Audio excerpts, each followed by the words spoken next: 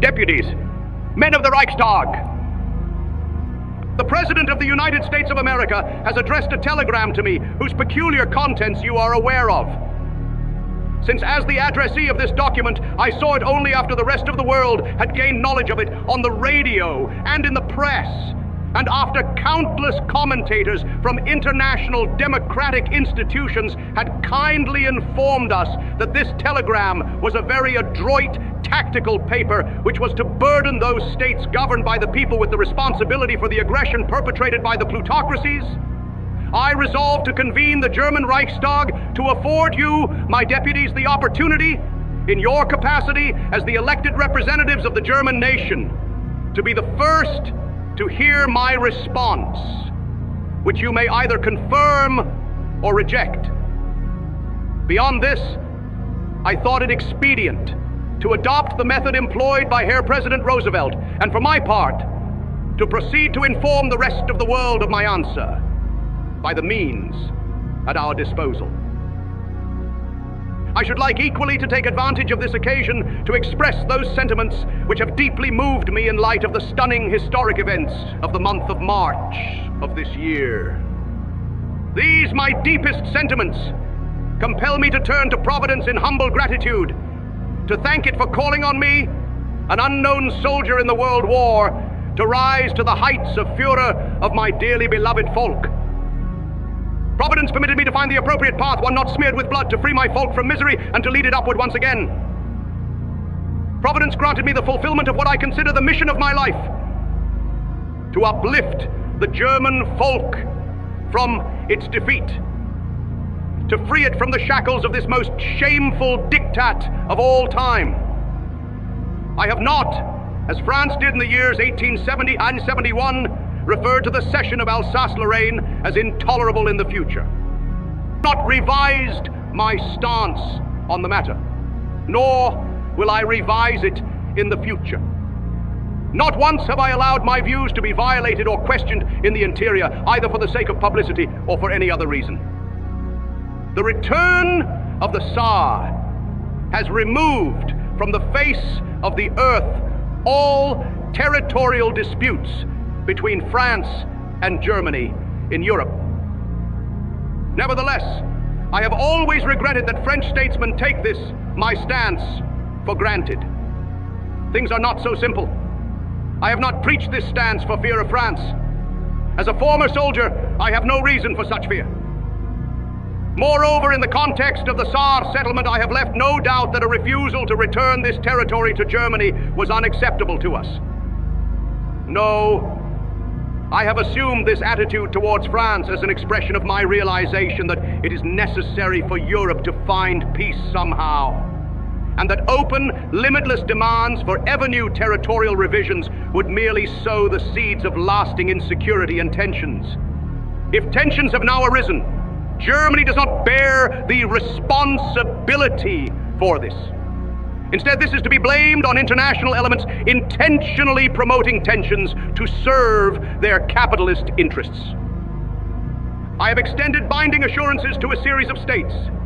Not one of the states can lament so much as an insinuation by Germany of any demands in violation thereof.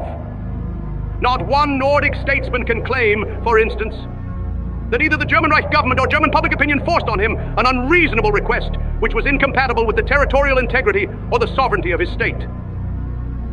I was glad that a number of European states took advantage of the opportunity presented by the German Reich government's declaration to express in turn their unequivocal willingness to espouse a stand of unconditional neutrality, and hereby to strengthen this avowal. This is true of Holland, Belgium, Switzerland, Denmark, and so on. I have already mentioned France. I need not mention Italy, as it is tied to us by bonds of a friendship both close and profound. Neither need I speak of Hungary or Yugoslavia, neighbors with whom we are fortunate to enjoy a heartfelt friendship. By the same token, from the first moment I actively involved myself in politics, I have left no doubt that there do exist certain states of affairs which represent so base and crude an infringement on our folks' right to self-determination that we can never be expected to accept or tolerate these. I have not written a single line or a single speech in which I have ever expressed a stance contrary to the one indicated on the subject of the states mentioned before. Neither does there exist a single line or a single speech concerning other instances in which the stand I espoused was not retroactively confirmed by the actions I later took. First, Austria. This oldest Ostmark of the German folk once shielded the Reich to its southeast as the protective march of the German nation. The Germans who settled in these lands were recruited from among all German tribes, although it may well be true that the majority of them were Bavarians. Later, this Ostmark became the seat of dynastic power of a German empire which lasted half a millennium, while Vienna became the capital city of the German Reich. Already in gradual dissolution, this German Reich was finally shattered by the Corsican Napoleon. Still, it lived on in the framework of the German Union, Deutscher Bund. Although no longer sharing a common statehood, its people recently came together in yearned-for Volkish unity to fight and suffer side by side in the greatest war of all time, though not united in the form of a common statehood. I myself am the child of this Ostmark. Not only did the criminals of Versailles hack this German Reich to pieces and dissolve Austria, what was worse, they forbade the Germans to avow their allegiance to the one community to which Germans have belonged for more than 1,000 years. To alter this state of affairs is a task I have always regarded as the most lofty and most hallowed of missions in my life. To proclaim this will is something I have never failed to do. I stand ready to realize this will at any time in my life. It is a thought that haunts me day and night. I would have sinned against Providence's calling if I had become a traitor to this endeavor to return my homeland and my German folk of the Ostmark to the Reich, and thereby to the German Volksgemeinschaft. I have erased the most shameful page of the Versailles Treaty. I have restored the right of self-determination to 7.5 million Germans. I have put an end to the persistent democratic rape of these 7.5 million people. They were forbidden to take their destiny into their own hands. I have rescinded this prohibition. I have conducted this plebiscite before the eyes of history. Its results confirmed my expectations. Those democratic rapists of the peoples, Volker Vergewaltiger, conferring at Versailles, had apparently shared them. Why else would they have forbidden a referendum on the Anschluss? When in the course of the migration of the peoples, German tribes, for inexplicable reasons, began to leave the area which today is Bohemia and Moravia.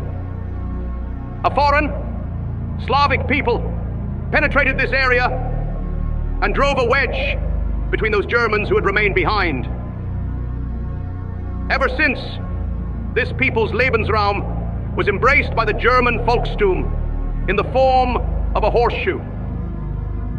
In economic terms, an independent existence of this area is conceivable only in connection with the German folk and the German economy.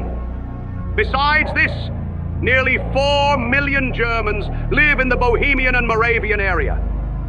Pressure by the Czech majority has brought a policy of annihilation to bear, especially apparent since the Diktat of Versailles, but which has also been in part due to the economic situation and an increasing poverty, which in turn has led to an exodus of the German elements from the area.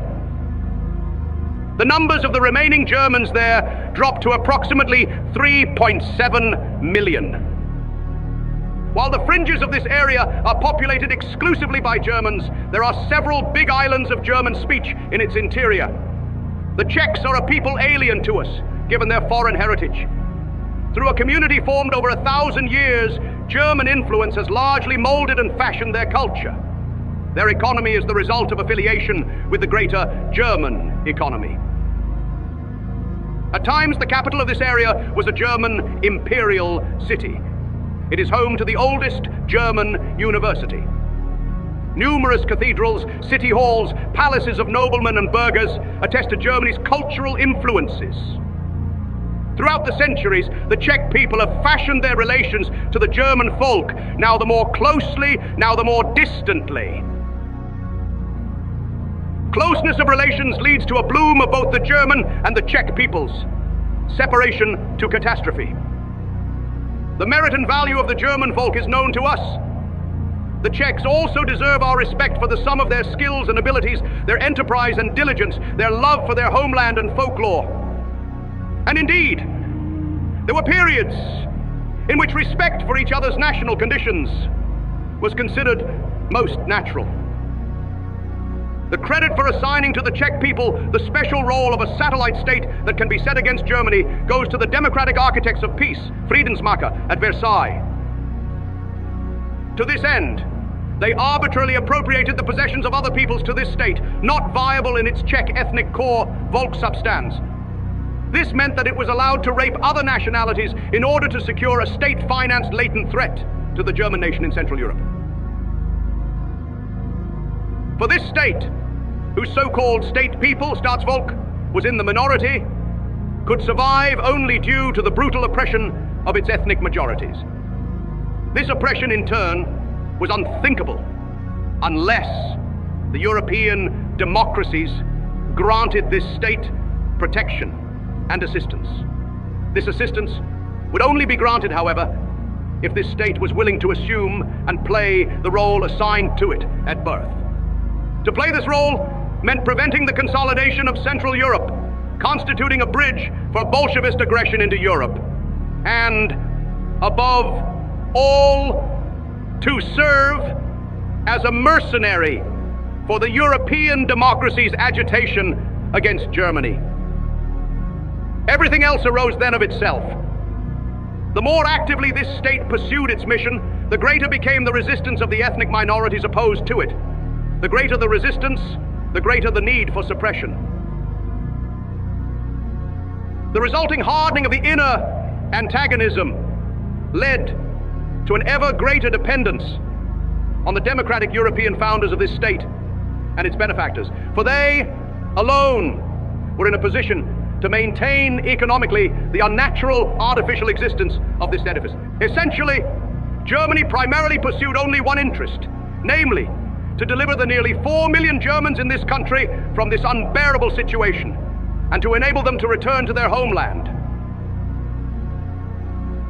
The 1,000-year-old Reich. Of course, this problem brought up immediately the entire question of the remaining nationalities. That the removal of these nationalities would rob the remainder of this state of its viability was equally clear, as the founders of this state at Versailles had been only too aware. It was because of this that they decided on the suppression of the other minorities and their forced integration into this dilettantish state structure against their will. Never have I left any doubt of this, my view and opinion. Certainly, as long as Germany itself was impotent and defenseless, this rape of nearly 4 million Germans could take place without the Reich being able to mount any resistance to it. However, only a political tot could seriously believe that the German nation would forever remain in the state of the year 1919. It was only as long as those international traitors who were financed abroad held the leadership of the German state that a patient acceptance of this shameful state of affairs could be expected. Ever since the victory of National Socialism forced these traitors to take up residence in those countries from where they received their subsidies, the resolution of this problem has become merely a question of time. And it was a question exclusively of the concerned nationalities, not of Western Europe. It was only natural that Western Europe should take an interest in the artificial state structure created in its interest. That the nationalities surrounding this state should consider this interest decisive for them was perhaps a regrettable fallacy for some, insofar as this interest exclusively concerned the financial foundations of this state.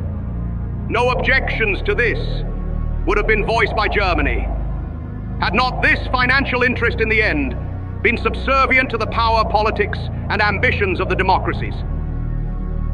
Even the financial sponsorship of this state served one central idea: to create a state militarily armed to the teeth, with the task of forming a bastion reaching far into the Reich. There was no doubt of its value, and the promise it held, either as a base for military operations in the context of Western incursions into the Reich, or simply as an air base. A comment by the French Minister of Aviation, Pierre Cot, left no doubt of what was expected of this state.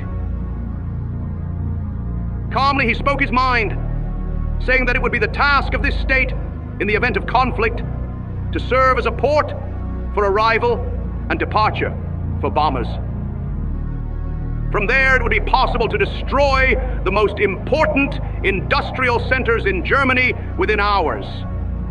Hence, it was only natural that the German state leadership, for its part, resolved to destroy this port of departure for bombers. It arrived at this decision not because of hatred for the Czech people. On the contrary, in the 1,000 years they have lived together, the German and the Czech peoples have enjoyed centuries of close cooperation, interrupted by only short periods of tension. Admittedly, in such times of tension, the passions of the men fighting on the front lines of such ethnic conflicts may well dim their sense of justice and thus lead to a false assessment of the overall situation. This is a trait characteristic of any war. However, in the great epochs of understanding coexistence, both peoples have always agreed that each of them had an inalienable right mutually to the esteem and respect of its Volkstum. Even in these years of struggle, I approach the Czech people not only in my capacity as the protector of the biased interests of his Volkenreich, but also as one who never failed to respect the Czech people itself. One thing is certain, however. Had the democratic midwives of this state been allowed to realize their ultimate goal, the German Reich would not have been eliminated, although undoubtedly we would also have had to take some losses. Rather, the Czech people would in all likelihood have had to bear far more horrendous consequences as regards its size and position. Indeed, I am convinced these consequences would have been catastrophic. I am happy that we were able to prevent this catastrophe in Central Europe, albeit to the great irritation of democratic interests, thanks to the restraint we exercised and the insight of the Czech people.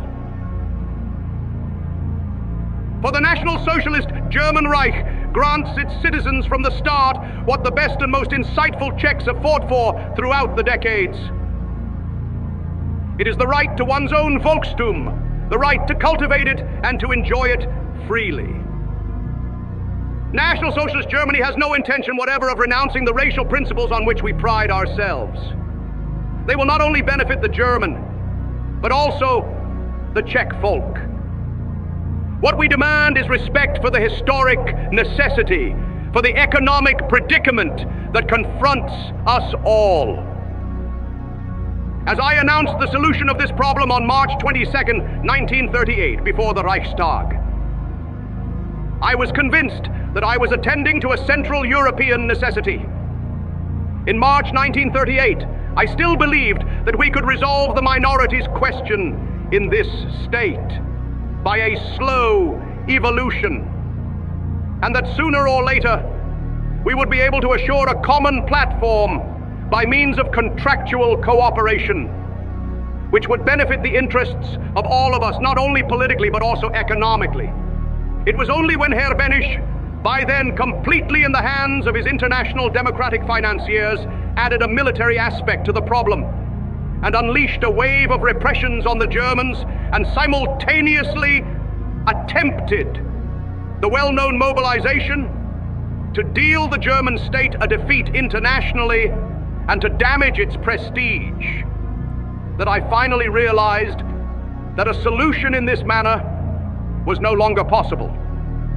For the lie about a German mobilization at the time had obviously been inspired by foreign powers and proposed to the Czechs in order to deal a blow to the prestige of the German Reich. I do not need to repeat once again that Germany had not mobilized a single man in May of last year.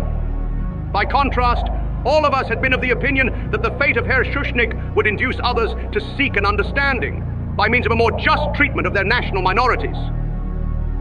For my person, I had been prepared to undertake patiently such a peaceful evolution, if necessary, over a number of years. However, it was precisely these peaceful intentions which represented a thorn in the side of the fomenters in the democracies. They hate us Germans and would much prefer to wipe us out completely. And what are the Czechs to them? A means to an end. What interest do they have in the fate of such a brave little people?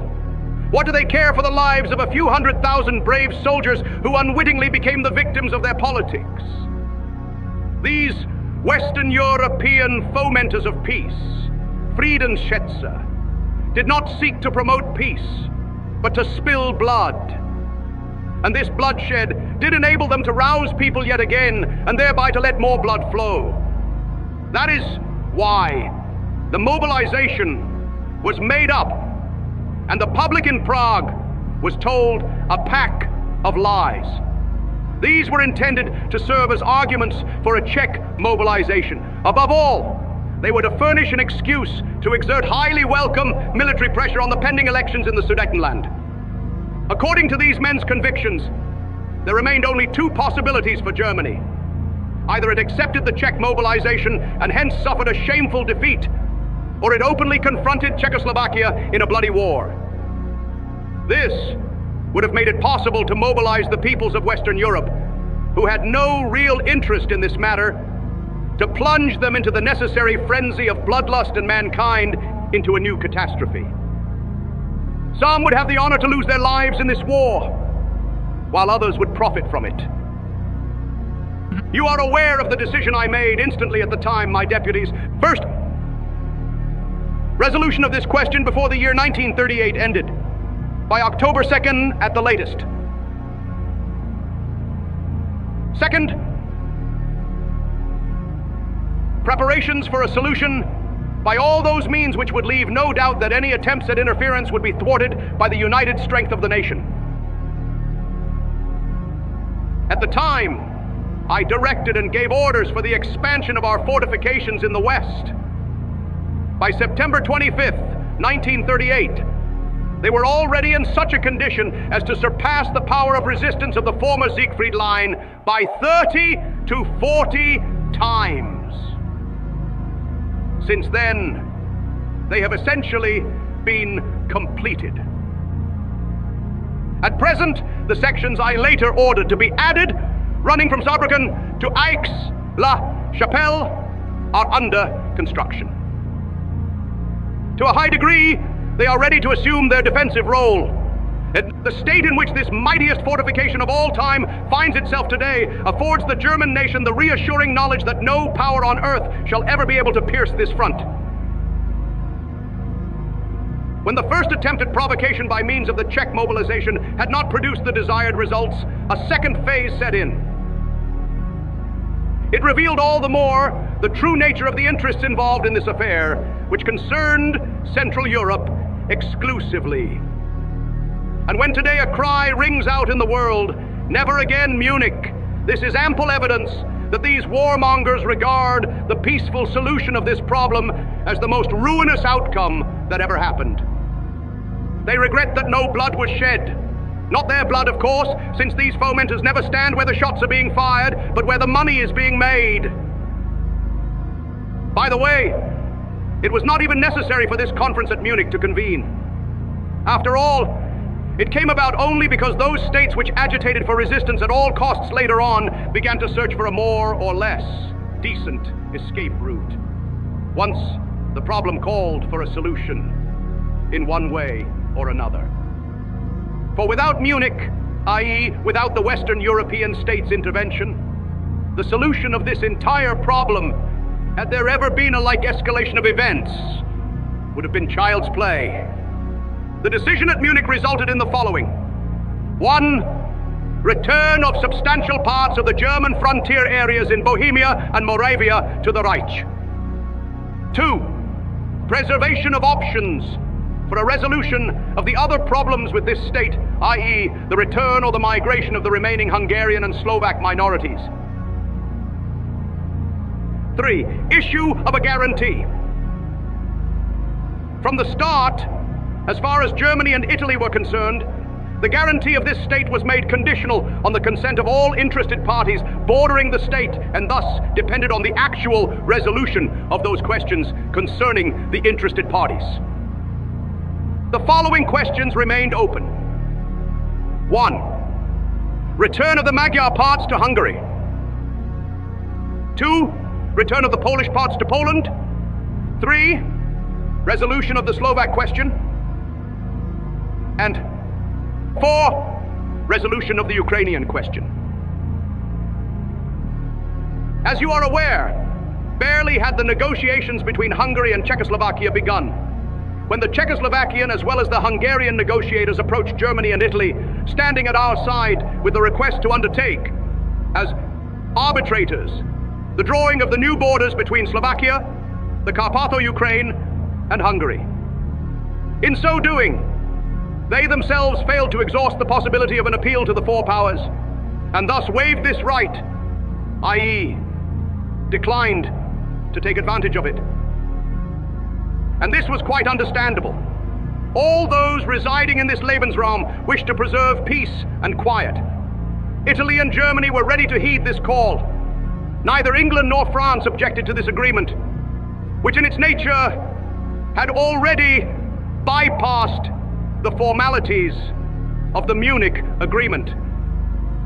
After all, it would have been crazy if either London or Paris had protested against an act by Germany or Italy which had taken place on the request of those concerned. As always in such cases, the award arbitrated by Italy and Germany could not completely satisfy both sides. Its major shortcoming was that both parties had to agree to submit to the arbitration voluntarily. Shortly after this award was settled, two states immediately mounted strong protests. Hungary claimed the Carpatho-Ukraine based on its general interests and certain specific ones. Poland, on the other hand, demanded a direct link to Hungary. In view of these claims, the remainder of this state born at Versailles was destined to perish. In all likelihood, only one other state was interested in maintaining the status quo: Romania. A competent authority personally informed me of how desirable he felt it was that Romania should be granted a direct link to Germany through the Ukraine and Slovakia. I'm citing this particular example to illustrate how threatened Romania must have felt by Germany, as certain American clairvoyants would have had it. It was clear, however, that it was neither Germany's duty to oppose such a development in the long run, nor to fight for a state of affairs for which we could never have assumed responsibility. Hence came the moment in which I resolved to declare, on behalf of the Reich government, that we had no intention to continue to be bothered with the odium of opposing the Polish and Hungarian desire for a common border, just perhaps to secure a route of advance into Romania. And since the Czech government resorted once more to its methods of old, and Slovakia revealed its desires for independence, there could be no talk of maintaining this state any longer. The Czechoslovakian state constructed at Versailles had outlived its purpose. It broke up not because Germany wished this. It broke up because it is not possible to construct and maintain at the conference table artificial states which are not viable in themselves. Thus, when, a few days before this state disintegrated, England and France inquired about a guarantee, Germany rejected this because the conditions stipulated at Munich no longer applied.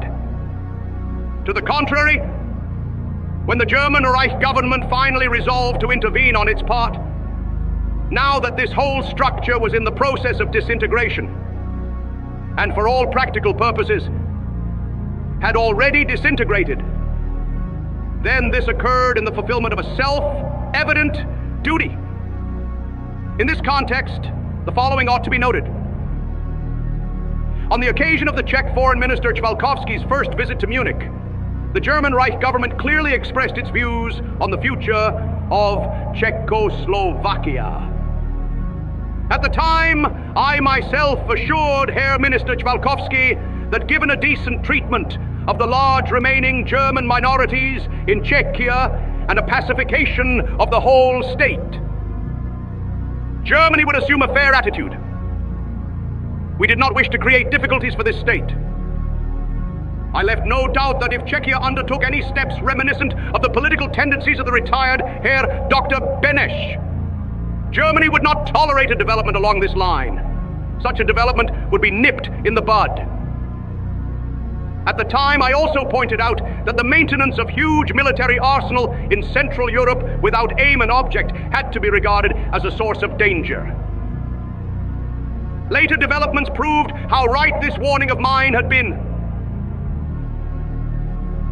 A continually worsening whispering campaign, as well as a lapse of the Czech newspapers into the old style, made it clear to even the most simple-minded that a return to the old state of affairs was imminent. The danger of a military confrontation was ever present in view of the possibility that some lunatics could seize the enormous stockpile of war material. This involved a certain danger of explosions of incalculable consequences. To prove this to you, my deputies, I have no choice but to give you a general idea of the numerical proportions of the international arsenal of explosives in Central Europe, which strike me as downright gigantic. Since this territory has been occupied, the following items were confiscated and secured. 1. Air Force, 1,182 planes, 501 anti-aircraft guns. 2. Army, 2,175 field guns, light and heavy, 785 mortars, 469 tanks, 43,176. Machine guns, 114,000 pistols, 190,000 rifles. 3. Ammunition, 1,000 shells. Infantry, 3,000 shells. Artillery and gas. 4. Other weaponry of all types, such as devices for building bridges, listening devices, searchlights, measuring instruments, cars and special vehicles in great numbers. I believe that it was fortunate for millions and millions of people that I was able to prevent this explosion, thanks to the insight which the responsible men on the other side had at the last minute. It is my conviction that we found a solution which has settled this dispute and has eliminated it as a source of danger for Central Europe. The claim that this solution contradicts the Munich Agreement cannot be justified any more than it can be substantiated. Under no circumstances can the Munich settlement be regarded as a final one. After all, it makes concessions for the solution of additional questions and the need to resolve them. Truly, and this is decisive, it cannot be held against us that the concerned parties appeal to Italy and Germany and not to the four powers. Nor can it be held against us that Czechoslovakia disintegrated on its own and hence ceased to exist. It is only natural that once these ethnographic principles no longer applied, Germany again took charge of its 1,000-year-old interests, which are not only of a political, but also of an economic nature. Time will tell whether the solution Germany found was the right one. One thing is sure, however, this solution should not be subject to English control or criticism.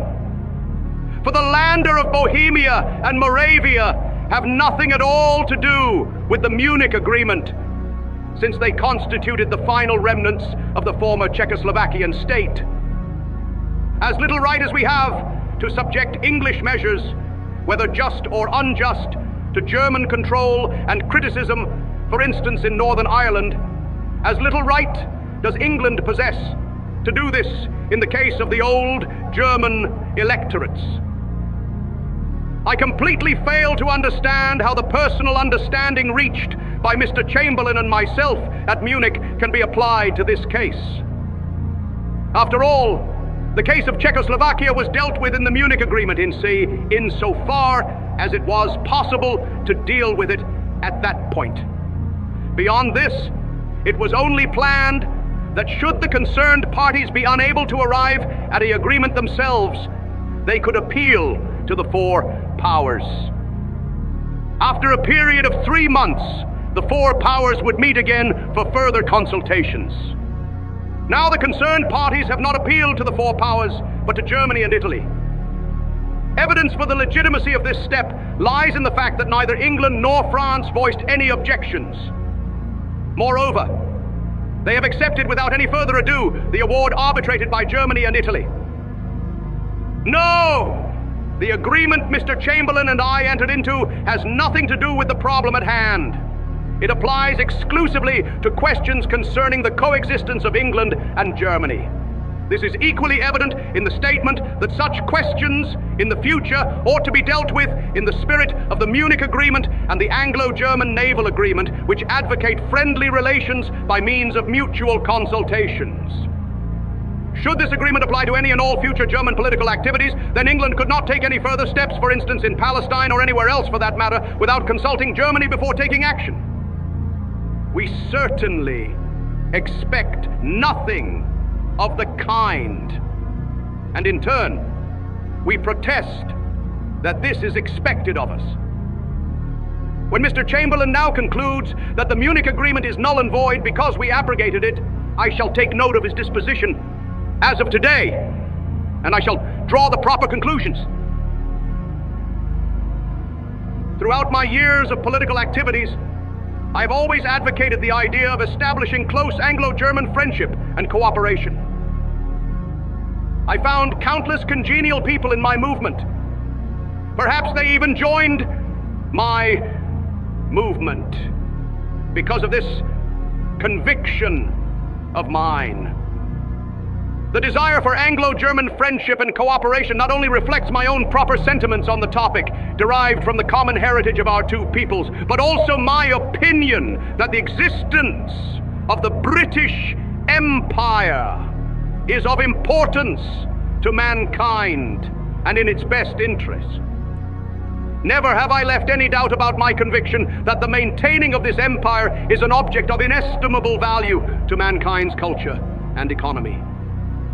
By whatever means Great Britain may have gained its colonial possessions, and I know this entailed the use of force, the use of the most brutal force in many instances, I nevertheless realize that no other empire has ever been created by different means. In the end, world history values not the method so much as the success. And this, not in terms of the success of the method employed, but of the general utility derived from the method. Undoubtedly, the Anglo-Saxon people have accomplished a great colonizing work on this earth. I sincerely admire this achievement. From a higher humanitarian point of view, the thought of its destruction has always seemed to me, and seems to me today, the product of a wanton thirst for fame, herostratentum. However, my sincere respect for this attainment does not mean I will refrain from assuring the life of my own Volk. I believe it is not possible to bring about a lasting friendship between the German and the Anglo-Saxon peoples if the other side fails to realize that next to British interests, there are German ones also. As for the men of Britain, the sustenance of the British Empire lends meaning and purpose to life. So the sustenance and liberty of the German Reich does for the men of Germany. A lasting friendship between these two nations is conceivable only in the framework of mutual respect. The English rule a mighty empire. They built this empire in the days of the German Volk's slackening. In former times, the German Reich also was a mighty empire. It once ruled the West. In bloody battles and religious confrontations, as well as because this state split up internally, this Reich lost its might and greatness and finally fell into a deep sleep. Still, as the old Reich was nearing its end, the seed for its ultimate rebirth began to germinate. A new Germany grew out of Brandenburg and Prussia, the Second Reich. And in the final instance, this became the German Volksreich of today. Perhaps now the English will understand that we have no reason to feel in the least inferior to them. For this, truly, our historic past is too colossal. England has given the world many a great man. Germany has done no less.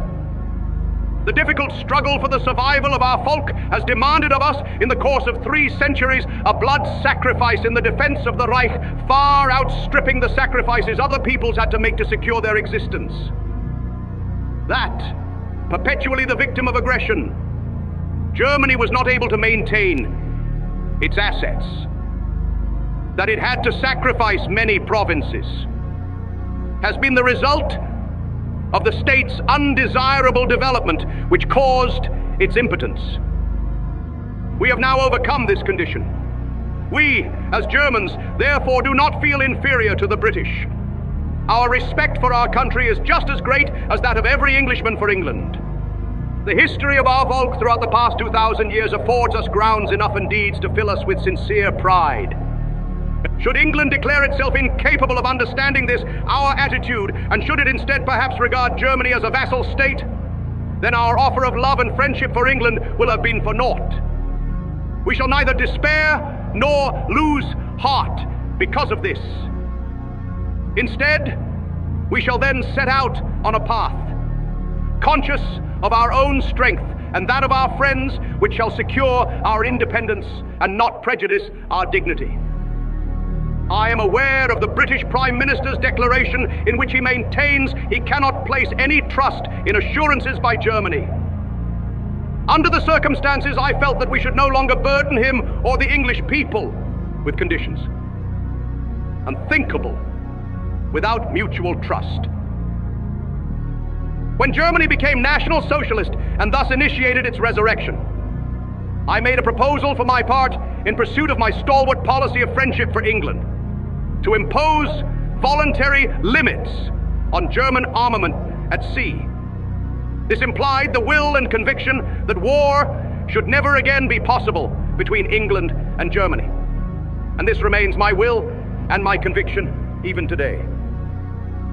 However, I am now forced to concede that England's official and unofficial policies leave no doubt that London no longer shares this conviction. Quite the contrary, it is my conviction that, irrespective of what type of conflict Germany might be drawn into, Britain will always oppose Germany. War with Germany is regarded as a matter of course. I deeply regret this, since my only demand of England today is, and will continue to be, the return of our colonies. However, I have always made it perfectly clear that this does not constitute grounds for a war. I remain true to my conviction that England, for whom the colonies have no value, would come to understand Germany's position one day. Then, it would undoubtedly realize that Germany's friendship far outweighed these objects, which, while they are of no real use to England, are of vital importance to Germany. Beyond this, I have never made any demands which affected British interests, posed a real danger to its world empire, or were detrimental to England in some other manner. I have restricted myself to demands in the framework of Germany's Lebensraum, questions closely tied to the German nation's eternal possessions. Now that journalists and officials in England publicly advocate opposition to Germany in any case, and this is confirmed by the well-known policy of encirclement, then the foundations on which the Anglo-German naval agreement rested have been destroyed. Thus, I have resolved to inform the British government of this today. This is not a question of a material affair, since I continue to cherish the hope that an arms race with England can be avoided, but a question of self-respect. Should the British government reconsider and wish to negotiate this matter with Germany in order to reach a clear and definite understanding, then no one would be happier than I. Beyond this, I know my Volki rely on it. We desire nothing that was not ours before. Never will we rob another state of its rightful possessions. Alas, he who believes he can attack Germany will encounter such a power and such a resistance that those of the year 1914 will have been negligible in comparison. I would like to discuss in this context a matter which those circles that earlier occasioned the mobilization of Czechoslovakia have taken up as a point of departure for a new campaign against the Reich. In the introduction to my speech, my deputies, I already assured you that never in my political life, neither in the case of Austria nor in the case of Czechoslovakia, have I assumed an attitude which was incompatible with the measures now executed. On the question of the Memel Germans, I have always pointed out that should Lithuania not resolve this problem in a refined and generous manner, Germany would have to appear on the scene one day. You know that the Diktat of Versailles arbitrarily tore the Memel territory from the German Reich, and that in 1923, in the midst of peace, Lithuania occupied these areas and confiscated them more or less. The fate suffered by the Germans living there has become tantamount to martyrdom since then. In the framework of the reintegration of Bohemia and Moravia into the German Reich, I was able to reach an agreement with the Lithuanian government, which allowed for the return of these areas to Germany without any violent act or bloodshed. And here too, I did not demand even 1 square mile more than what we originally had possessed and had been robbed of. This means that only those areas torn from us by the insane dictators of peace at Versailles return to the German Reich. I am convinced that this solution will have a favorable effect on the relations between Germany and Lithuania. Our behavior has clearly shown that Germany now has no interest in anything other than to live in peace and friendship also with this state. We seek to establish and cultivate economic ties with it. And in principle, I wish to explain the following here. The significance of economic agreements with Germany lies not only in its ability to produce nearly all industrial goods in demand, but also in its role as a gigantic consumer. As the buyer of numerous products, Germany makes it possible for many other countries to participate in world trade in the first place. Hence, it is in our own best interest not only to preserve these markets, but to cultivate them as well. For this is what the existence of our folk is based on to a high degree. It is once more a sign of the greatness of the so-called democratic statesmen that they believe they have won an eminent political success when they manage to prevent people from making sales, for example, by boycotting its markets in order to starve them out, I presume. I need not tell you that, in accordance with my convictions, a people will not starve because of this, but it will be all the more willing to fight under such circumstances. As far as Germany is concerned, it is determined not to allow certain markets which are of vital interest to the nation to be taken from it by terrorist interventions from abroad or by threats from there. This is not only in our interest, but also in the interest of our trading partners. In this case, as in any type of business, dependency is not unilateral but mutual. We often have the pleasure to read dilettantish treatises in the democratic press which in all earnest maintain that because Germany has close economic relations with a country, it is trying to make that country dependent on it. What truly hair-raising Jewish nonsense! For if today the German Reich delivers machinery to an agricultural state and receives foodstuffs in return, then the Reich, as a consumer of these foodstuffs, is at least as dependent, if not more dependent on this agricultural state as the agricultural state is on Germany, from which it receives industrial products as payment. Germany regards the Baltic states as its most important trading partners. It is hence in our own interest to see that these lead an independent, orderly national life of their own. In our eyes, this is a prerequisite for any economic development domestically, which in turn creates the prerequisites for our barter trade. I therefore am happy that in the case of Lithuania too, we have been able to remove the bone of contention between our two countries. Thus, we have cleared away the only obstacle in the way of a friendly policy. It does not consist of political compliments, but can and will hold its own, I am convinced, in practical work in the economic sphere. The democratic world profoundly regrets that no blood was shed in this instance too. It regrets that 175,000 Germans were able to return to their beloved German homeland without a few 100,000 others being shot in the process. This truly pains the humane world apostles. It is not surprising in the least that they immediately set out to search for new means of once again upsetting the European atmosphere thoroughly. They again alleged that Germany had taken military measures. That is, they claimed that a so-called German mobilization had taken place, and the object of this mobilization was Poland. There is little to be said on the topic of Polish-German relations. In this instance as well, the peace treaty of Versailles has grievously and intentionally wounded the German folk. Above all, the strange delimitation of the corridor granting Poland access to the sea was to preclude a reconciliation between Poland and Germany for all time.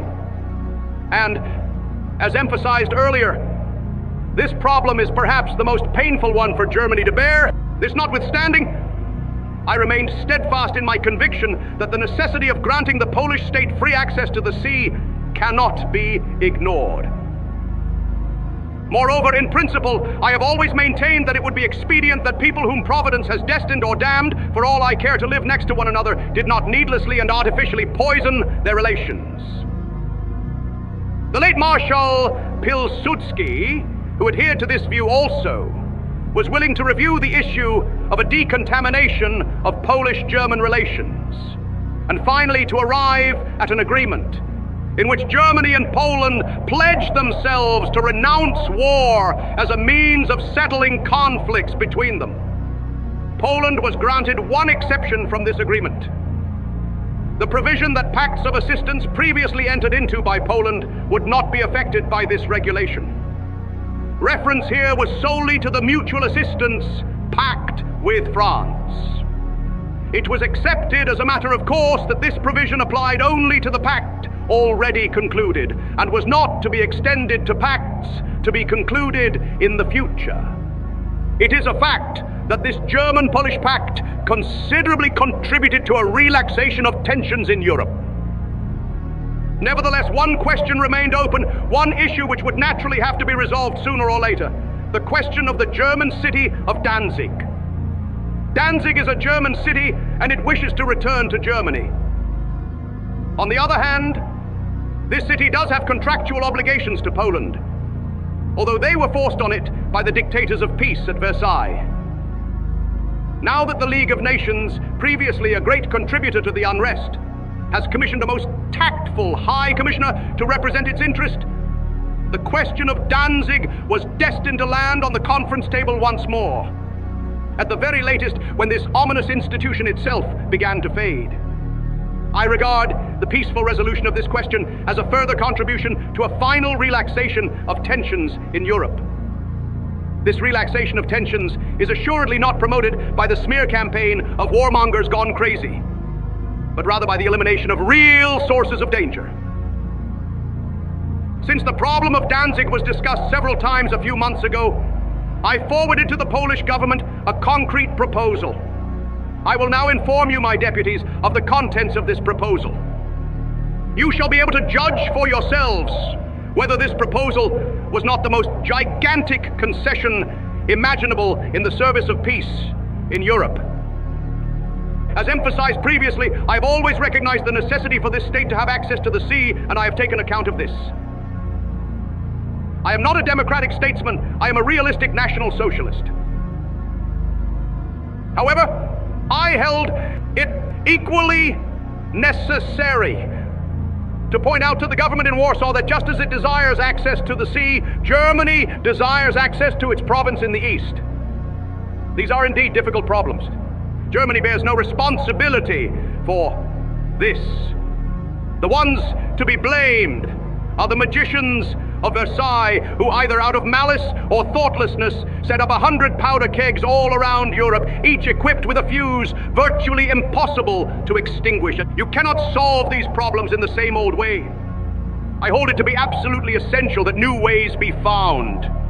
After all, Poland's access to the sea and Germany's access to the corridor are devoid of any military significance. Their significance is of a psychological and economic nature exclusively. To assign military significance to this traffic route would mean succumbing to military naivety to an exceptional degree. I have therefore made the following proposal to the Polish government. 1. Danzig is reintegrated into the framework of the German Reich as a free state. 2. A highway and a railroad line through the corridor are placed at Germany's disposal. They are accorded the same extraterritorial status which the corridor now enjoys. In return, Germany is willing, 1. to recognize all economic rights of Poland in Danzig. 2. to secure for Poland a free port of whatever size it desires in Danzig and to guarantee free access thereto. 3. to regard and accept the borders between Germany and Poland as final. 4.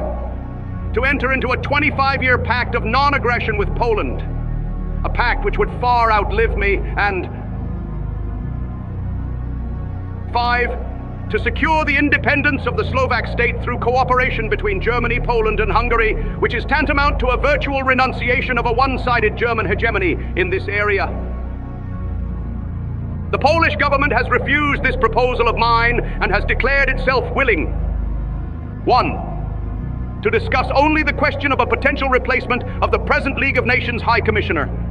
2. to consider facilitating transit traffic through the corridor. I sincerely regret the attitude of the Polish government, which I fail to understand. This alone is not decisive, however. What is far worse is that Poland, like Czechoslovakia a year ago, now apparently believes it has to call up troops under pressure from a mendacious worldwide campaign of rabble-rousing. And this, though Germany has conscripted not one man, nor in any way intended to take action against Poland. As stated earlier, all this is regrettable in itself. It will be up to posterity to decide whether it was wise to refuse the unique proposal which I had made. As stated earlier, this was an attempt to resolve a question which moves the entire German nation emotionally through a truly unique compromise, and to solve it to the advantage of both countries. It is my conviction that Poland was not interested in the give and take of this solution it sought exclusively to take. That Danzig could never again become Polish was completely beyond doubt. And the plans for an attack, falsely attributed to Germany by the international press, now led to the so-called offers of guarantee. It also led to a commitment by the Polish government to a pact of mutual assistance, which would force Poland to oppose Germany militarily in the event of war between Germany and another power in which England would appear on the scene again. This commitment violates the agreement which at the time I had entered into with Marshal Pilsudski. For this agreement bore solely on commitments then already in existence, i.e. on Poland's commitment to France, of which we knew. To expand on these commitments retroactively is inconsistent with the German-Polish non-aggression pact. Under the circumstances, I would never have concluded this pact. For what is the meaning of a non-aggression pact when one party leaves open countless exceptions to the rules? Either collective security exists, that is collective insecurity and the perpetual threat of imminent war, or there are clear agreements which in principle prevent the contracting parties from resorting to arms. Thus, I regard the agreement reached at the time with Marshal Pilsudski as unilaterally abrogated by Poland, and therefore null and void. I have informed the Polish government of this. I can only repeat once again that this does not signify a fundamental change in principle in my views of the stated problems. Should the Polish government consider it worth its while to arrive at a renewed contractual regulation of its relations to Germany, then I shall naturally welcome this with the one provision that such a regulation must contain clear commitments, which must be mutually binding for both parties. Germany is gladly willing to undertake such obligations and to fulfill them as well. When, for these reasons, new unrest took hold in Europe during the past weeks, the propaganda at the service of the international warmongers was responsible, a form of propaganda perpetrated by numerous organs in the democratic states. They seek to continuously exacerbate nervous tensions by fabricating persistent rumors, to make Europe ripe for a catastrophe. That catastrophe which they hope will achieve what has not been achieved by other means up to now. Bolshevism's annihilation of European culture. The rabble-rouser's hatred is easily understood if one considers that in the meantime, one of the crisis spots in Europe has been pacified, thanks to the heroism of one man and his people. And, if I may say so, thanks to the Italian and German volunteers. During these last weeks, Germany has joined in the experience and celebration of Spain's victory with heartfelt sympathy. When at the time, I resolved to heed the request by General Franco for assistance by National Socialist Germany in his struggle against the international backing of the Bolshevist murderers and incendiaries Mordbrenner. The same international warmongers misinterpreted and abused this step by Germany in the most shameful manner. At the time, Germany was accused of seeking to gain a foothold in Spain, of coveting Spain's colonies. There was the base lie of 20,000 men landing in Morocco. In brief, everything possible was done to discredit the idealism of our men and the Italian reinforcements and to provide new fodder for yet another campaign of warmongering. In a few weeks, the victorious hero of nationalist Spain will make his solemn entry into the capital of his country. The Spanish people will jubilantly cheer him as their savior from unspeakable horrors, as their liberator from gangs of murderers and incendiaries, on whose conscience are the execution and the murder of an estimated 775,000 human beings. Entire populations of villages and cities were literally slaughtered under the silent, gracious patronage of humanitarian world apostles from the democracies of Western Europe and North America. In this victory parade, side by side with their Italian comrades, the volunteers of our German Legion will march in the rows of valiant Spanish soldiers. Shortly afterwards, we hope to welcome them here in the homeland. The German folk will then find out how, in this instance also, its valiant sons fought in the defense of the freedom of a most noble people, and how in the end they contributed to the rescue of European civilization. For the victory of Bolshevist subhumanity, Untermenschentum, in Spain could only too easily have swept over Europe. Hence, the hatred felt by those who regret that Europe did not go up in flames. Now they are all the more determined to make use of every opportunity to sow the seeds of distrust between nations and to whip up the enthusiasm for war, desirable from their point of view, somewhere else.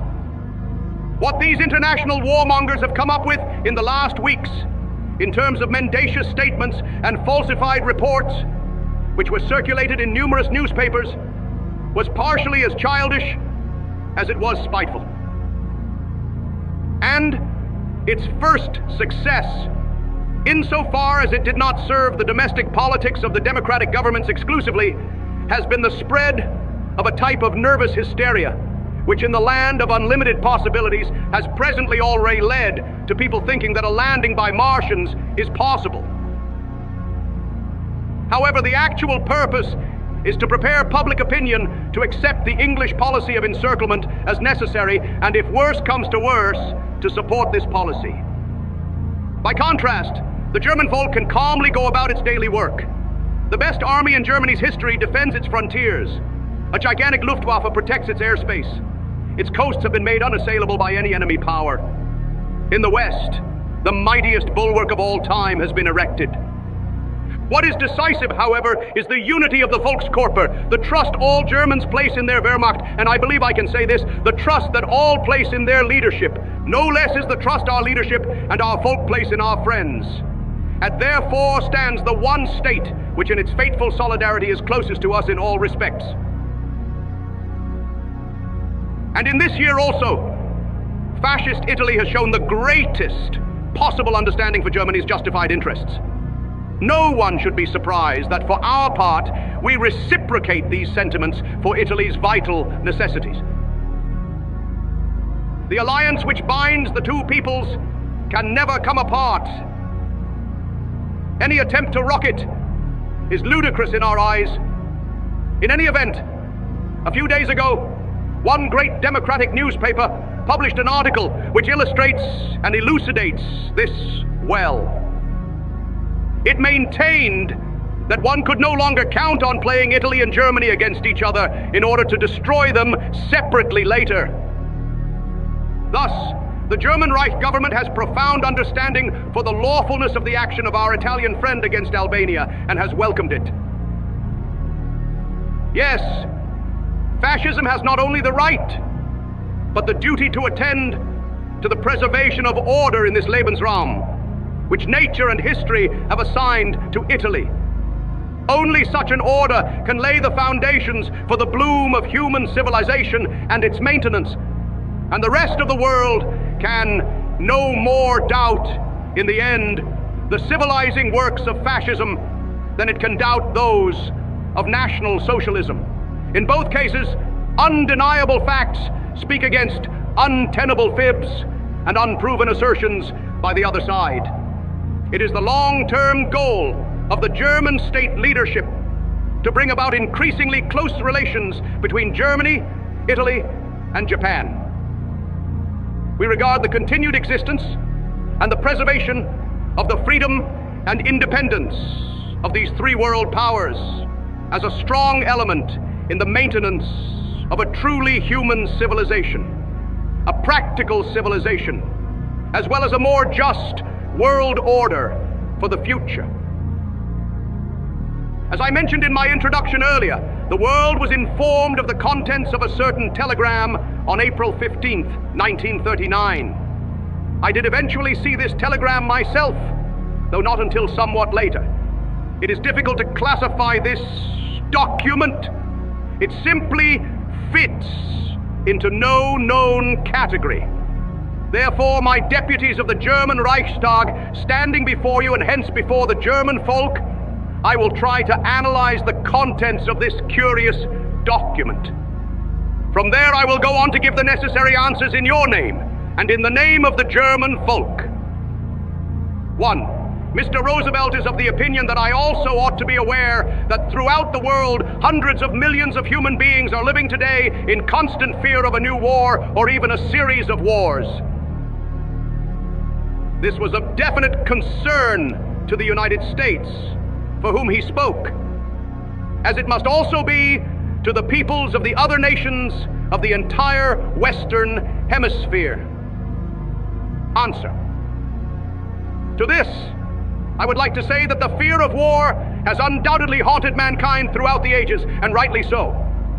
For example, from the conclusion of the Peace Treaty of Versailles in 1919 until 1938, 14 wars alone have been waged, in none of which Germany has been involved. However, the same cannot be said of states of the Western Hemisphere in the name of which Mr. President Roosevelt claims to be speaking. To these wars, one must add, within the same time period, 26 armed interventions and sanctions imposed by brute force and resulting in bloodshed. And in this too, Germany has not been involved in the least. The United States has participated in 6 cases of armed intervention since the year 1918 alone. Soviet Russia has been involved in 10 wars and military actions since 1918, carried out by use of force and bloodshed. And in this too, Germany has not been involved, nor has it caused any of these incidents. Hence, in my eyes, it would be a mistake to attribute the fear of war of the peoples of Europe and beyond right now to precisely those wars for which Germany could be held responsible. Instead, the cause for this fear lies in an unbridled smear campaign in the press, as mendacious as it is vile, in the dissemination of nasty pamphlets to foreign heads of state, in the artificial scaremongering which has even made interventions from other planets seem possible, which in turn has led to dreadful scenes of utter confusion. I believe that the minute the responsible governments exercise the necessary restraint themselves and demonstrate greater love of truth and impose this criterion on their journalistic organs with regard to international the internal affairs of other people, then assuredly this constant fear of war will vanish immediately, and then the peace we all desire will be forthcoming. 2. Mr. Roosevelt professes the belief in his telegram that any major war, even if it were to be confined to other continents, must bear heavily on everyone during its continuance and also for generations to come. Answer: no one knows this better than the German Volk. The Peace Treaty of Versailles placed so heavy a burden of debt on its shoulders that even 100 years would not have sufficed to pay it off. And all this, despite the fact that it was American specialists in constitutional law, historians, and professors of history who proved conclusively that Germany could not be blamed for the outbreak of the World War any more than any other nation. Still, I do not believe that every struggle has catastrophic consequences for the environment, i.e. the entire Earth, especially if it is not artificially drawn into this conflict by a system of impenetrable alliances. Since the world has experienced wars not only in the past centuries, but also frequently in more recent decades, as I have demonstrated in my earlier comments, then this would mean that if Mr. Roosevelt's views are correct, the sum of the consequences of these wars would bear heavily on mankind for millions of years to come. 3. Mr. Roosevelt declared that already on a previous occasion he had addressed me on behalf of the settlement of political, economic, and social problems by peaceful methods and without resort to war. Answer: this is precisely the same opinion I have always advocated myself. Also, as history proves, I have settled the necessary political, economic, and social problems without resort to arms, without resort to war. Regrettably, a peaceful settlement has been rendered more difficult through the agitation by politicians, statesmen, and news reporters who were neither concerned nor in the least affected by the issues in question. 4. Mr. Roosevelt believes that the tide of events seems to have reverted to the threat of arms. If such threats continue, it seems inevitable that much of the world must become involved in common ruin. Answer: as far as Germany is concerned, I am not aware of such threats to other nations. Nevertheless, each day in democratic newspapers I read lies concerning such threats. Daily I read about the mobilization of German troops, troop landings, and blackmail. And all this is supposedly directed against states with whom we live in peace and enjoy the most friendly of relations. 5. Mr. Roosevelt further believes that in the event of war, all the world, victor nations, vanquished nations, and neutral nations will suffer. Answer: this is a conviction I have expressed as a politician during 20 years in which, regrettably, the responsible statesmen in America could not bring themselves to see their involvement in the World War and the nature of its outcome in this light.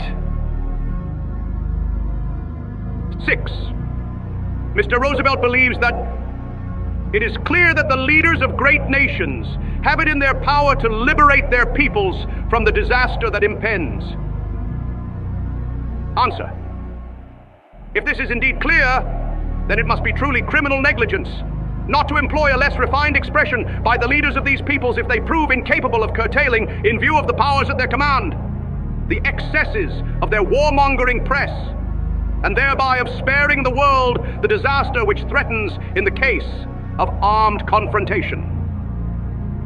Moreover, I fail to comprehend how the responsible leaders, instead of cultivating diplomatic relations internationally, can recall their ambassadors or take like actions to disrupt and render these relations more difficult without a good reason. 7.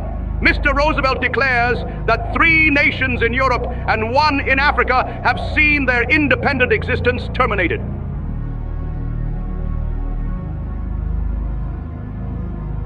My answer: I do not understand which 3 nations in Europe are being referred to.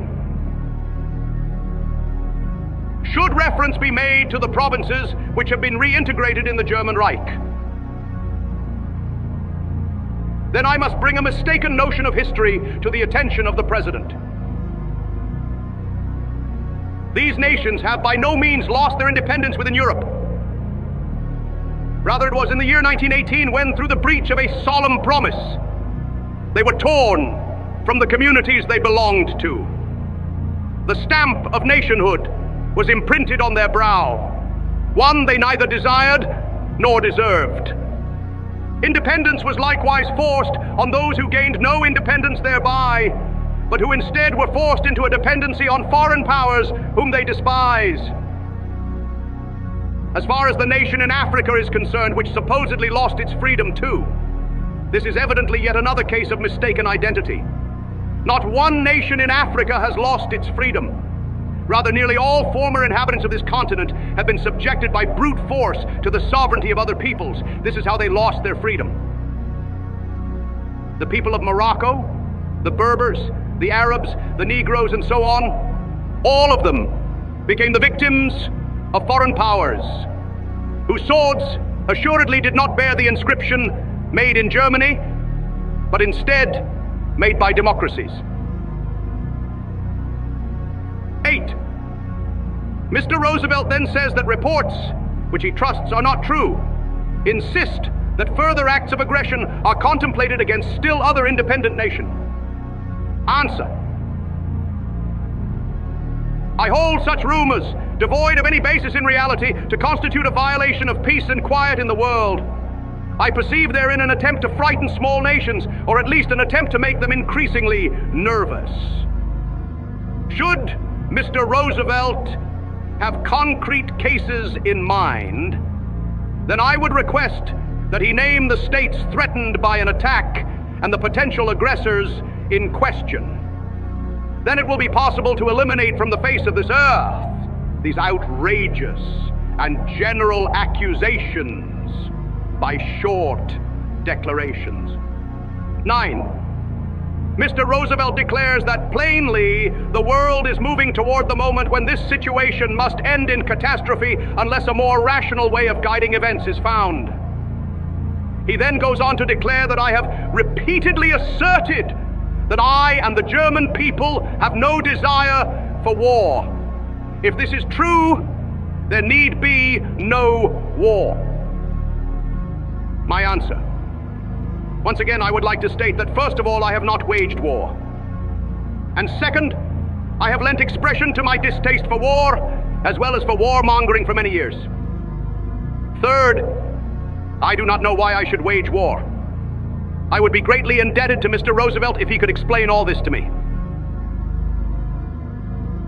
10.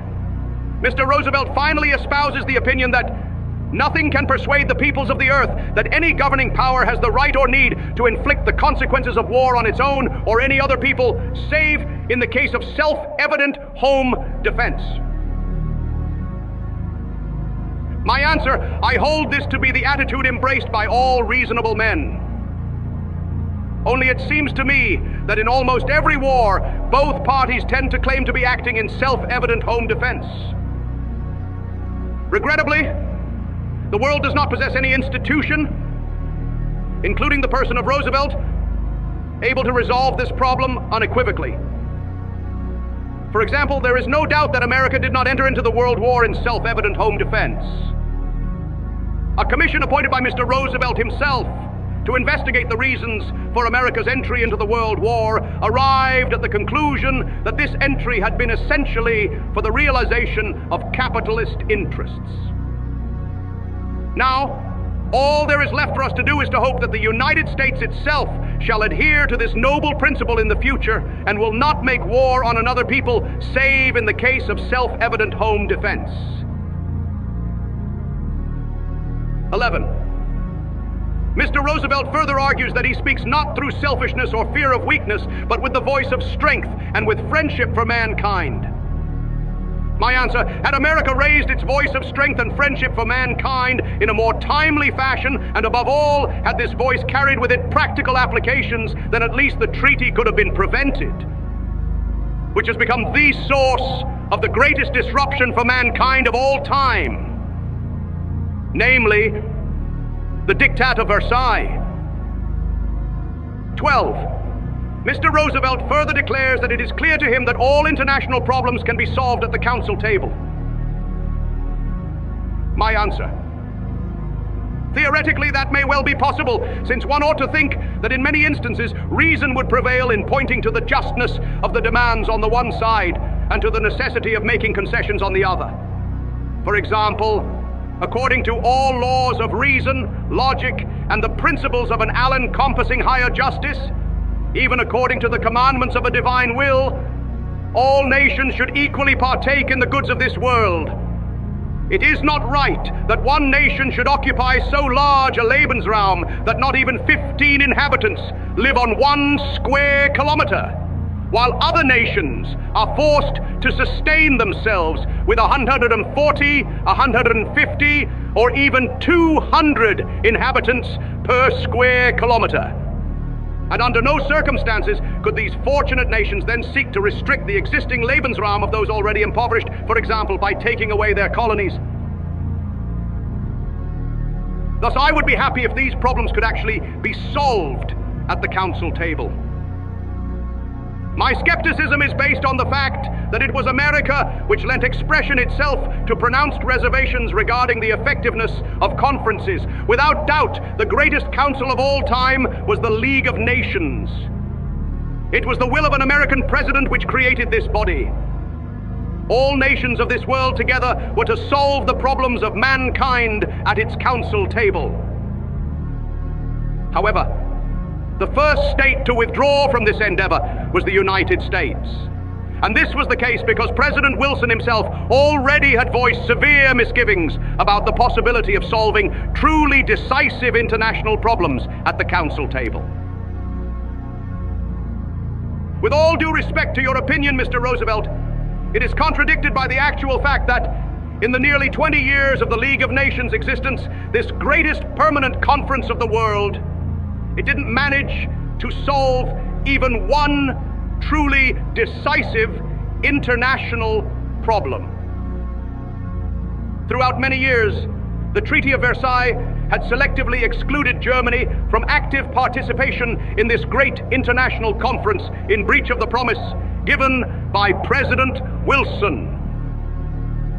In spite of the bitter experiences of the past, the German government nevertheless did not believe it ought to follow the example of the United States, but instead chose to occupy its seat at the council table at a later date. It was not until after many years of futile participation that I finally resolved to imitate the Americans and withdraw from this greatest conference in the world. And since then, I have set out to solve the problems concerning my Volk, which regrettably were not solved at the council table of the League of Nations like all the others. And without exception, I solved them without resort to war. Beyond this, many problems were brought to the attention of international conferences in the past years, as emphasized earlier, without a solution of any kind being found. And Mr. Roosevelt, if your view is correct, that all problems can be solved at the council table, then all nations, including the United States, must have been led either by blind men or criminals in the last 7,000 or 8,000 years. For all of them, including some of the greatest statesmen in the United States, have made history, not by sitting at council tables, but by making use of the strength of their nation. America did not gain its independence at the council table any more than the conflict between its northern and southern states was solved at the council table. I am leaving out of consideration here that the same holds true for the countless wars in the course of the gradual conquest of the North American continent. I mention all this only to observe that with all due respect to the assuredly noble nature of your views, Mr. President Roosevelt, they are not in the least confirmed by either the history of your own country or the history of the rest of the world.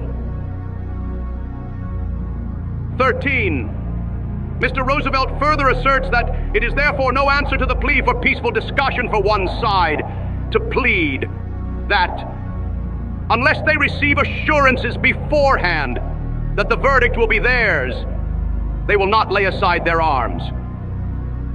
My answer: truly, Mr. Roosevelt, you cannot believe that when the fate of the nation is at stake, any government or leadership of the nation will lay down its weapons before a conference or surrender them simply in the blind hope that the intelligence or insight or whatever of the other participants in the conference will make the right decision in the end.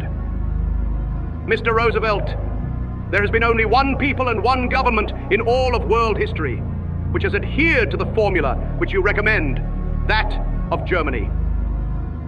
Acting on solemn promises by the American President Wilson and the endorsement of these assurances by the Allies, the German nation once trustingly laid down its arms. It approached the council table unarmed.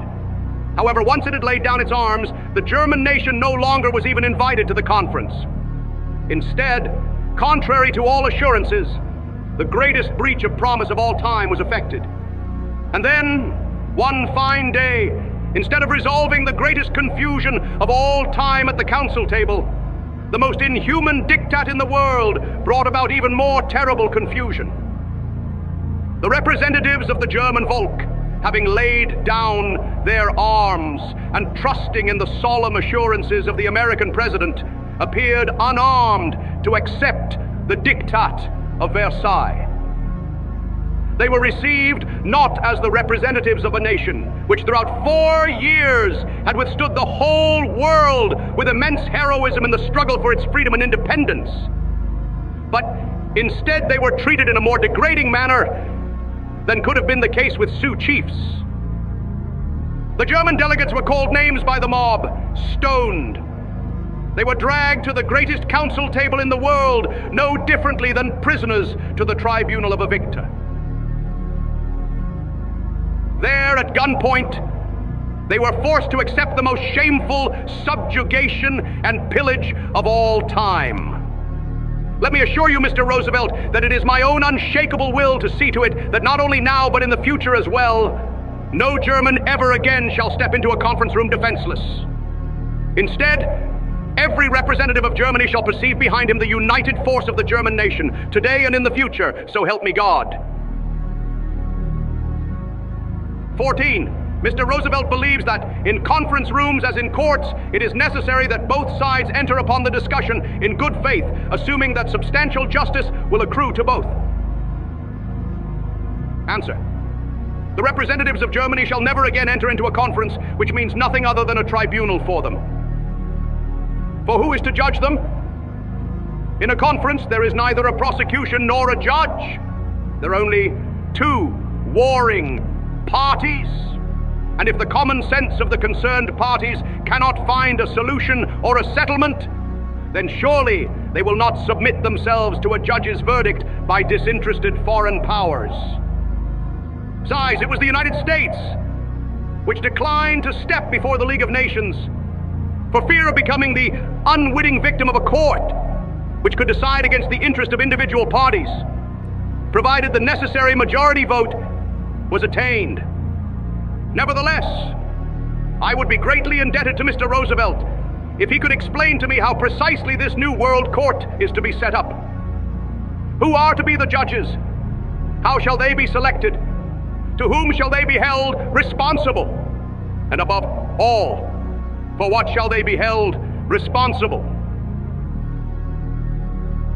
15. Mr. Roosevelt believes that the cause of world peace would be greatly advanced if the nations of the world were to obtain a frank statement relating to the present and future policy of governments.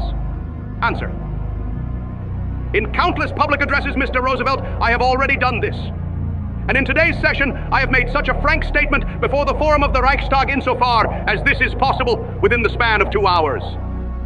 I must decline, however, to make such statements to anyone but the folk for whose existence and life I am responsible. It alone has the right to demand this of me. I render account of German policy objectives in so public a manner that the whole world can hear it anyway.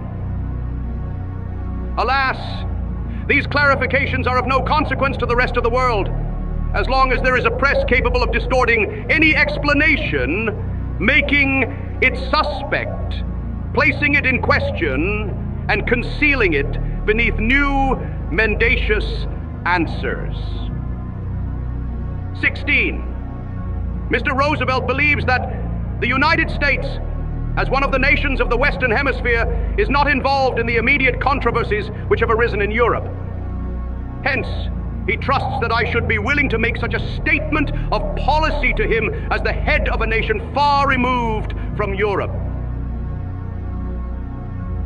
Answer. Apparently, Mr. Roosevelt seriously believes it would render a service to the cause of peace worldwide if the nations of the world would make such frank statements relating to the present policy of governments. Why does President Roosevelt burden the German head of state so selectively with the request to make such a statement without inviting other governments to make similar statements relating to their policies? I do not believe that it is permissible at all to demand that such statements be made to a foreign head of state. Instead, in accordance with President Wilson's demand at the time for the abolition of secret negotiations, such statements should best be made to the entire world. I have not only consistently been willing to do this, but as mentioned before, I have also done so all too frequently. Regrettably, it was precisely the most important statements on the goals and intentions of the German policies, which the press in many of the so-called democratic states either withheld from the people or misrepresented.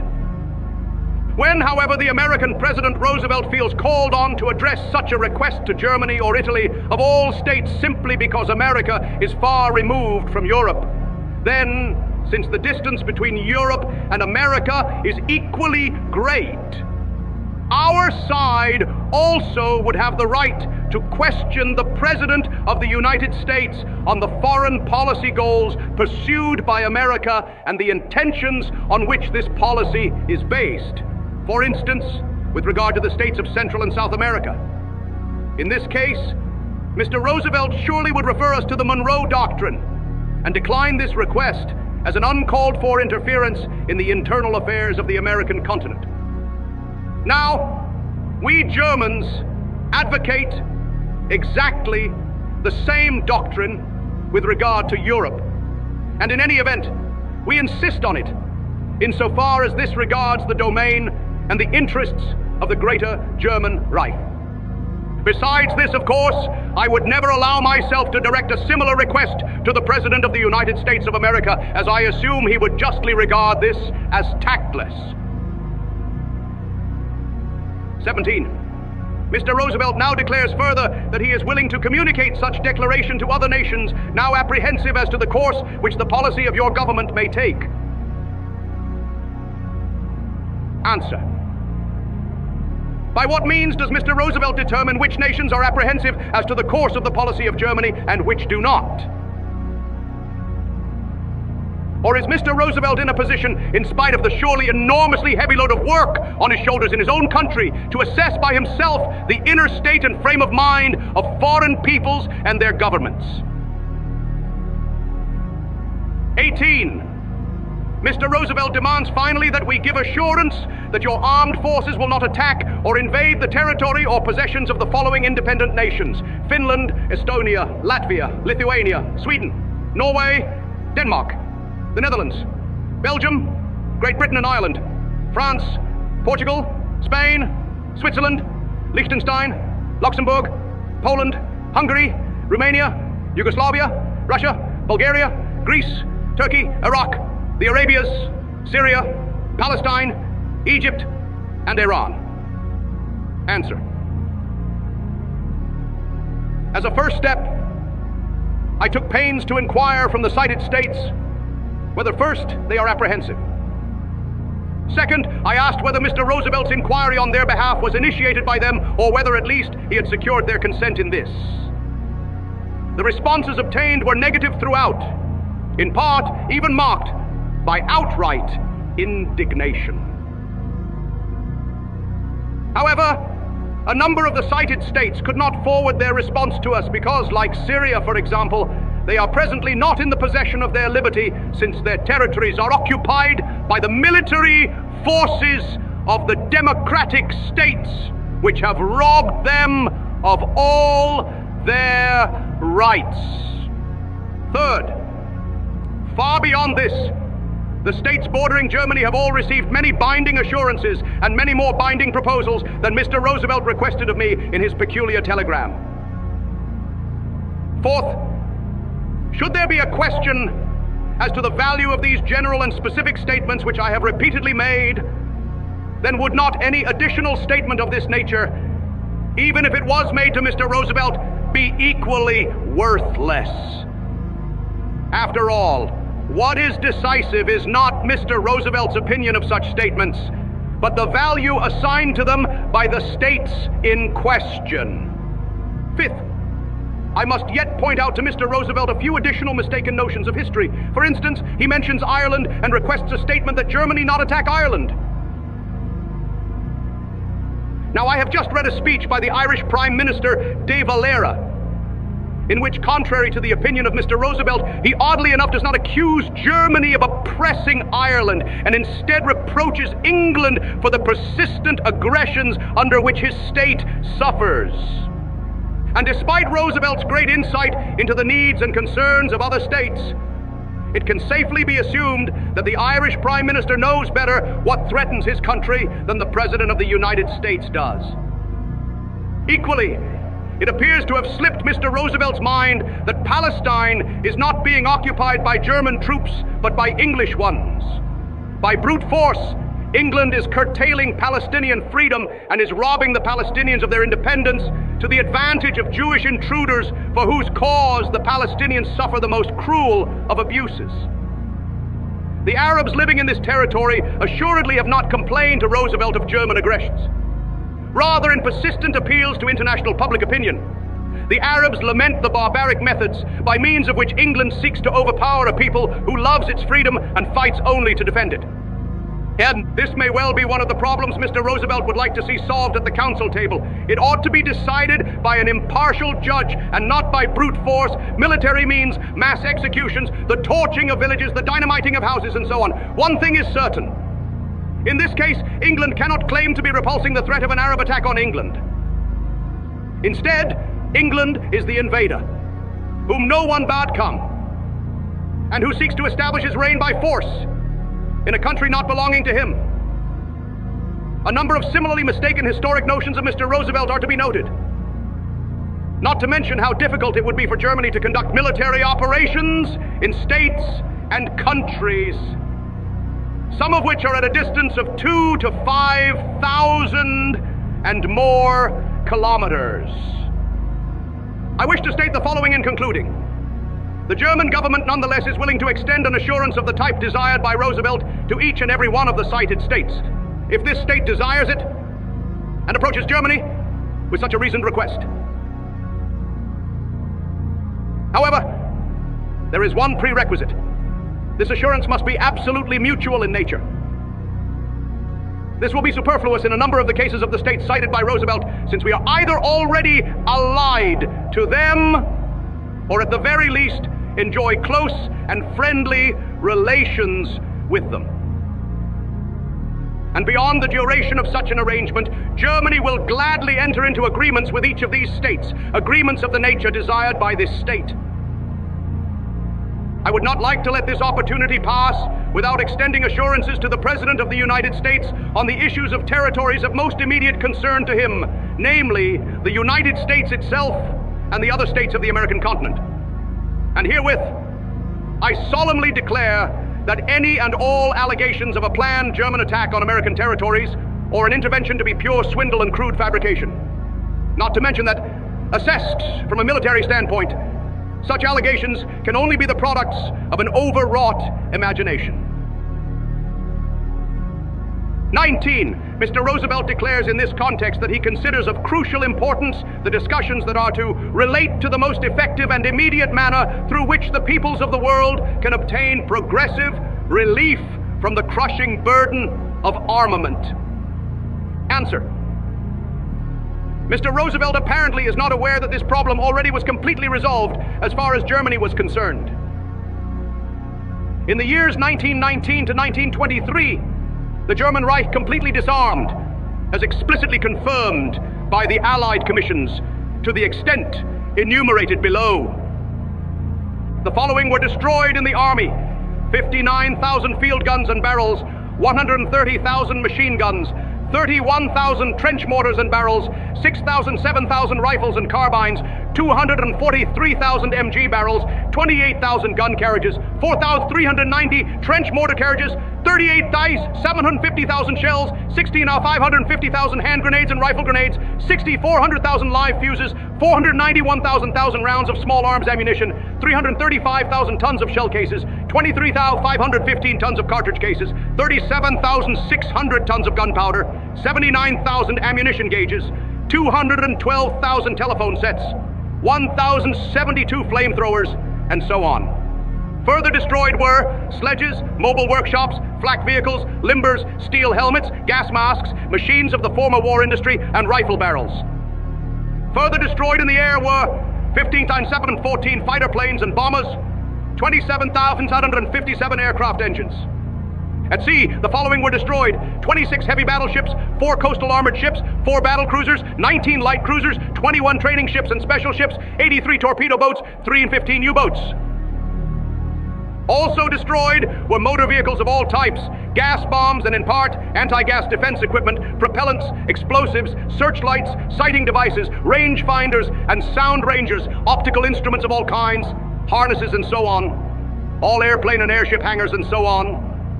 In accordance with the solemn assurances which were given to Germany and corroborated in the Peace Treaty of Versailles, this was to constitute merely an advance payment to enable the outside world for its part to disarm without danger.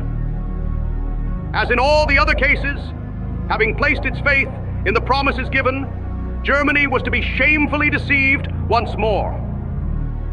As you are aware, all subsequent attempts sadly failed, in spite of years of negotiation at the council table, to bring about a disarmament of other states, which would have constituted no less than an element of intelligence and justice and the fulfillment of commitments made.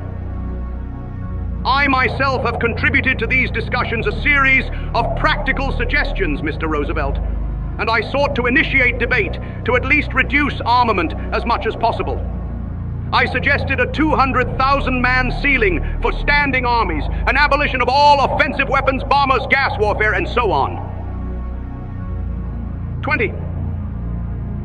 Mr. Roosevelt finally asserts his preparedness to take part in discussions looking towards the most practical manner of opening up avenues of international trade to the end that every nation of the earth may be enabled to buy and sell on equal terms in the world market, as well as to possess assurance of obtaining the materials and products of peaceful economic life. Answer: I believe, Mr. Roosevelt, that it is not a matter of discussing these problems in theory. Instead, it is imperative to take concrete actions to remove actual impediments to the international economy. The greatest impediments lie within the respective states themselves. Previous experiences have shown that all great international conferences on trade failed simply because the respective states were not capable of keeping their domestic economies in order. Currency manipulation carried this insecurity to the international capital market.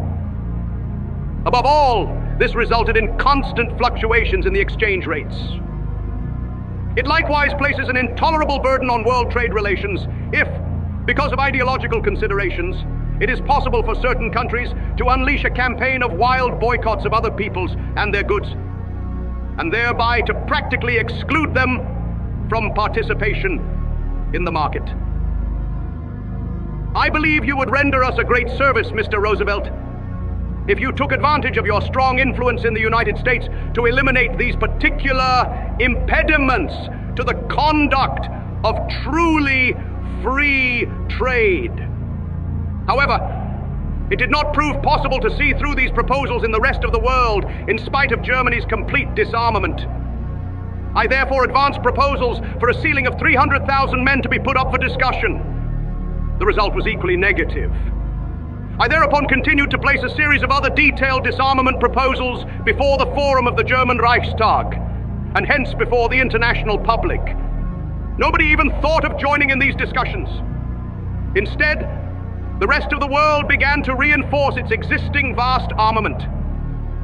It was not until the year 1934 that I ordered a thorough German rearmament after the last of my comprehensive proposals on behalf of Germany regarding the 300,000-man army had been rejected for good. Still, Mr. Roosevelt, I should not like to stand in the way of the discussion of armament questions in which you intend to participate. I would only like to request that before you turn to me and Germany, you contact the others. I can still see in my mind's eye a sum of practical experiences, and I am inclined to remain skeptical until reality sets me right. For I simply cannot believe that if the leaders of other peoples are not even capable of putting in order production in their own states and of eliminating the campaign of wild boycotts for ideological reasons which so detrimentally affect international economic relations, there can be much hope of international accords bearing fruit in the improvement of economic relations. Only in this manner can we secure the right for all to buy and sell on equal terms in the world market. Besides this, the German Volk has made concrete demands in this context. I would be delighted if you, Mr. President, as one of the successors to the late President Wilson, would speak up for finally redeeming the promise which once led Germany to lay down its arms and to surrender to the so-called victors. I am speaking in this context not so much of the countless billions of so-called reparation payments extorted from Germany, as of the return of the areas stolen from Germany. The German Volk has lost 3 million square kilometers of land, both within and beyond Europe. Moreover, unlike the colonies of other nations, the colonial possessions of the German Reich were not acquired by conquest, but instead by treaties and purchase. President Wilson solemnly pledged his word that Germany's claims to its territorial possessions, as well as all others, would undergo just scrutiny. Instead, those nations, which have already secured for themselves the mightiest colonial empires of all time, have been awarded the German possessions. This causes our Volk great concern, especially today, and will increasingly in the future as well. It would be a noble deed if President Franklin Roosevelt redeemed the promise made by President Woodrow Wilson. This would constitute a practical contribution to the moral consolidation of the world and the improvement of its economy. 21. Mr. Roosevelt declared in conclusion that heads of great governments in this hour are literally responsible for the fate of humanity in the coming years. They cannot fail to hear the prayers of their peoples to be protected from the foreseeable chaos of war. I too would be held accountable. Answer, Mr. President Roosevelt. Without any difficulty, I do understand that the greatness of your empire and the immense riches of your land allow you to feel responsible for the fate of the entire world and for the fate of all peoples. However, Mr. Roosevelt, my situation is much more modest and limited. You have 135 million inhabitants living on 9.5 million square kilometers. Your land is one of untold riches and vast natural resources. It is fertile enough to sustain 500 million human beings and to provide them with all necessities. I once took over a state on the brink of ruin thanks to its ready trust in the assurances of the outside world and the feeble leadership of a democratic regime. Unlike America, where not even 15 persons live on 1 square kilometer, this state has 140 persons per square kilometer. The fertility of our soil does not equal yours. We lack the numerous natural resources which nature places at the disposal of your people. The billions of German savings accumulated in the form of gold and currency during the years of peace were extorted from us and taken away. We lost our colonies. In the year 1933, there were 7 million unemployed in my country. Millions worked part-time only. Millions of peasants were reduced to misery. Commerce was nearly destroyed. Trade was ruined. In short, chaos reigned. I have been able to accomplish only one task in the years since, Mr. President Roosevelt. I could not possibly feel myself responsible for the fate of a world which showed no sympathy for the woeful plight of my own folk. I saw myself as a man called on by Providence to serve this folk and to deliver it from its terrible hardships. Within the 6.5 years now lying behind us, I lived day and night for the one thought: to awaken the inner forces dormant in this folk, forsaken by the outside world, to increase them to the utmost, and finally to use them in the salvation of our community. I overcame chaos in Germany. I restored order, enormously raised production in all spheres of our national economy, labored to create substitutes for a number of the raw materials we lack, smoothed the way for new inventions, developed traffic, ordered the construction of gigantic roads. I had canals dug, colossal new factories brought to life. In all this, I strove to serve the development of the social community of my folk, its education, and its culture. I succeeded in bringing those 7 million unemployed, whose plight truly went to heart, back into a useful production process. Despite the difficulties faced, I managed to preserve his plot of soil for the German farmer, to rescue this for him. I brought about a bloom in German trade and fostered traffic. To preclude threats from the outside world, I have not only united the German folk politically, I have rearmed it militarily. Further, I have sought to tear to shreds page upon page of this treaty, whose 448 articles represent the most dastardly outrage ever committed against a people and man. I have restored those provinces to the Reich which were stolen from it in 1919. I have led home to the Reich millions of despondent Germans torn from us. I have restored the 1,000-year-old historic unity of the German Lebensraum. And I have labored to do so, Mr. President, without bloodshed and without bringing either upon my own folk or other peoples the hardships of war. I have done this all by myself, Mr. President. Although a mere 21 years ago, I was but an unknown laborer and soldier of my Volk. And hence, before history, I can truly claim the right to be counted among those men who do the best that can reasonably and in all fairness be expected of them individually. Your task is infinitely easier, Mr. President. In 1933, when I became Reich Chancellor, you became the President of the United States. From the start, you thereby placed yourself at the head of the largest and richest state in the world. It is your good fortune to have to nourish barely 15 human beings per square kilometer in your country. You have virtually never-ending natural resources at your disposal, more than anyone else in the world. The vastness of the terrain and the fertility of the soil are capable of providing each individual American with 10 times the foodstuffs possible in Germany. Nature permits you to do this, while the inhabitants of your country number barely 1/3 more than those of Greater Germany.